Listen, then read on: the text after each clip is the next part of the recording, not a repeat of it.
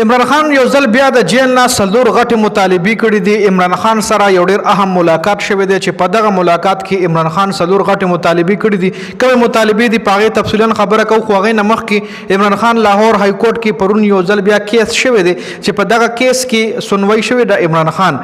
په دغه کیس کې د عمران خان چې کوم مخالف وکیلانو هغه د پولیګرافیک ټیسټ ډیمانډ کړی و. درې ځله دغه ټیم چې کوم دی پولیګرافیک ټیسټ لپاره عمران خان ته جیل ته ورغلی چې عمران خان د پولیګرافیک ټیسټ نه انکار کړی دی. اوس عمران خان ډېر خلک وایي چې ولې انکار کوي، ولې دی د پولیګرافیک ټیسټ نه کوي. نو د پولیګرافیک ټیسټ د پاکستان په قانون کې هیڅ حیثیت نشته دی او پولیګرافیک ټیسټ د عمران خان نه مخکې که د چا شوي وي نو عمران خان وایي بیا د زما وشي.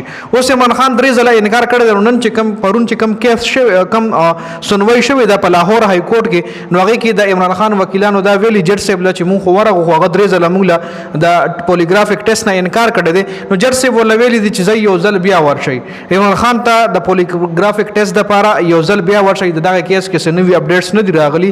جج صاحب دغه کیس په دې باندې یو ځل بیا ملتوي کړی دی چې تاسو یو ځل بیا عمران خان ته پولیګرافیک ټیسټ دپاره ورشئ.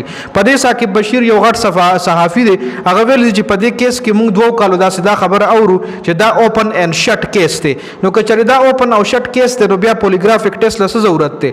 الریډي تاسو سره ثبوتونه شته، نو بیا د دې مطلب ولې دغه راځي د دې ټیسټ د عمران خان د دې کیس فیصله ولې نه راځي؟ او د پاکستان په قانون کې خو د پولیګرافیک ټیسټ څه حیثیت هم نشته دی.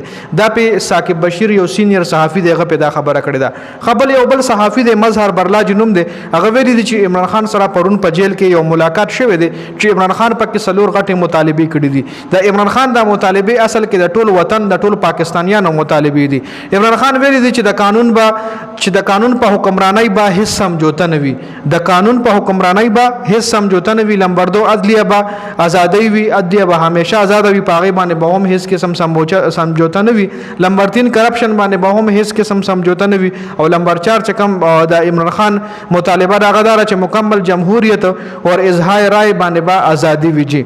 جمهوری حکومت په پاکستان کې او هر چاته به اظهار رائے آزادی رائے حاصل وي چې څوک سوي ناغله آزادی ده. جی خبر پرونه ډیاله جیل نه عمران خان د احتجاج د پاره کال ورکولو اعلان هم کړی چې ټول کارکونان د احتجاج تیاری وکړي او زه کله هم د احتجاج کال ورکول شم او ډیل په یو صورت کې نو هم نه کوم. دا ځل به کارکونان اسلام آباد ته نه راغواړم ځکه په اسلام آباد کې حکومت سنایپران کینولې دي. سنایپر هغې له وایي چې هغه کم ګن کې دوربین لګېدلی وي او د ریزینه پې کس ته ویشتی شي، نو هغې له سنایپران ویلی شي چې دغه سنایپران یې کینولې دي، نو هغه عوامو له وایي نقصان ورکولی شي. او وایي که څوک زما نظریه سره نه ودرېږئ نو تاسو بالکل زما نه جدا کېدی شئ. د وکټ دواړو طرفو نه لوبو کولو والا منافق دی او دی زما د پارټۍ نه وځي. عمران خان خپل لیډرانو ته هم ویلي دي که چېرې تاسو د وکټ د دواړو طرف نه گیم کوئ، مطلب دلته ما سره زما یې او هلته حکومت سره د حکومت یې، یا ما سره زما یې او بهر د ما مخالفینو سره د هغه یې، نو دا تاسو منافقت کوئ، تاسو زما د پارټۍ نه بالکل وتی شئ. بل بشرا بیبي حواله سره عمران خان وی چې د بشرا بیبي زکه گرفتار کړی ده چې داغه په وجه باندې ما کمزورې کول غواړي، خو زه د چټان غونټې کلک ولاړم.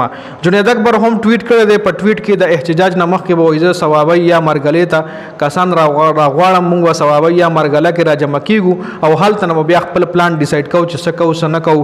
اسلام آباد ته ځو یا بل خوا ځو، هلته نو بیا زموږ پلان چې کوم دی هغه فاینل کیږي. جی نو په دې ویډیو کې دا اپډیټ شو. د ویډیو کتلو زیاته مننه. والسلام.